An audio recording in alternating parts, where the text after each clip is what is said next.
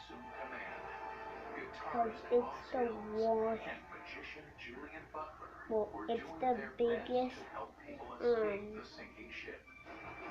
Then we went to the port side to go and launch those it's the lifeboats, biggest but the ship had tipped over hurricane. so far onto its starboard side, gravity wouldn't pull them down anymore. We couldn't launch those June lifeboats. told me. So then we realized now we really are in trouble. Now Also, we can't use I think half the of the news lifeboats. got, I With forgot, most of the because passengers it was in and the some of the morning. crew still stranded on board, Moss and Julian headed to the bridge. I was amazed that there was nobody on the bridge. We have no idea whether there's been a mayday called out or not. I get on the radio and I just press the button and I say, Mayday, Mayday, this is the Oceanus. I get a call back a few minutes later to say, this is the Ned Lloyd Mauritius. And they were asking us some fairly technical questions. Things like, you know, how long you've got left to float, how much water, how many tons, what's your position? And I say, I couldn't tell you what our position is. He said, what do you do on board? And I said, I'm the magician. And he was incredulous, saying, well, you know, what are you doing on the bridge? I said, well, there's nobody else here. He said, where's the officers? He said, well, we don't know, they've gone. With no idea when help would arrive, all they could do was wait. Who knows how long the ship has? It's listing so much. It's listing at a greater degree every minute. Is it going to keep going like that and eventually just tip over? I have no idea.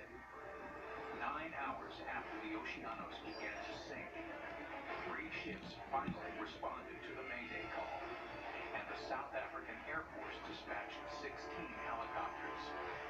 When we saw the helicopters finally flying towards us, it just feels like there's a big sense of relief. Right, here come the rescuers. We can sort of hand over responsibility. But it didn't quite happen like that. The storm had abated, but the swell was still pushing 30 feet. So rescuing passengers by boat was not an option. To make matters worse, 60-mile-per-hour winds meant the Navy divers couldn't drop safely onto the deck. I had to get some rope, tied it around my waist, tied it around the railings on the ship, and I went down to the middle part of the deck to try and help grab the legs of the Navy divers. The diver came to myself and Moss. And they said from the air, they could see the ship was in deep trouble. And they said that we think that we're going to lose some people today. The ship was sinking so fast that the only way to save the stranded passengers was to run 2 helicopter rescues at the same time. Moss was put in charge of the front winching station. They said they'll give me a crash course in how to put people into the harnesses, what signals to give to the helicopter for more slack, less slack. I had about 110 people in the front, and I just knew 2 at a time. This is going to take a very, very long time. Then, the ship started to list at an alarming 40-degree angle. The rescue wasn't happening fast enough. There was no choice but to do the unthinkable. We get people to sit on the edge of at the edge of the ship and jump into the water. You had to get off the ship. There wasn't an option. It was quite a jump. We didn't even think of sharks. Mike was picked up by one of the Navy divers in an inflatable Zodiac dinghy and ferried onto a waiting cargo ship. It was a great feeling to be off the Oceanus on a seaworthy ship now, but at the same time, I didn't know where my wife and kids were. 5 hours into the rescue operation, one of the helicopters began to hover over Moss at the front of the ship. We had at that stage 15 people left on board, and then they were pointing to the back of the ship. And I was trying to think, why? They just send us the harness. They were pointing, go back, go back. And what they could see from the air was that the ship was now lifting out of the water and the ship was starting to nosedive. We didn't move to the back. We'd get swamped. And we'd just simply go down with the ship in the bow. With minutes to spare, Moss and the 14 other passengers raced to the back of the ship and were finally winched to safety.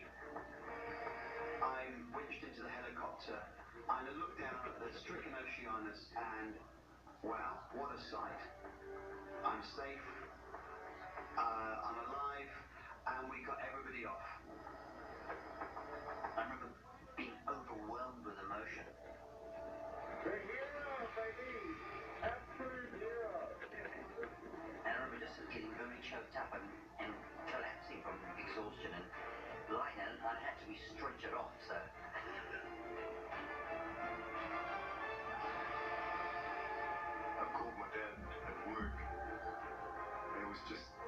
great when he told me that my wife and children were okay. Just an incredible sense of relief.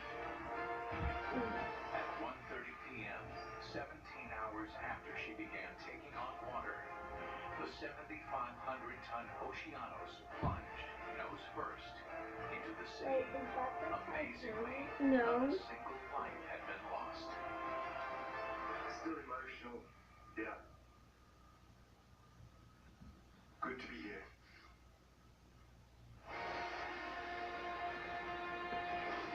That's why I don't go on boats.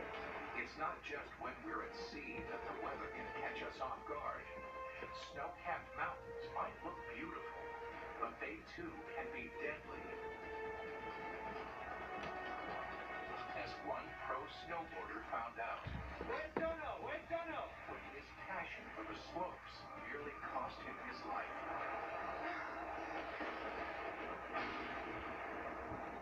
Introducing Cologuard.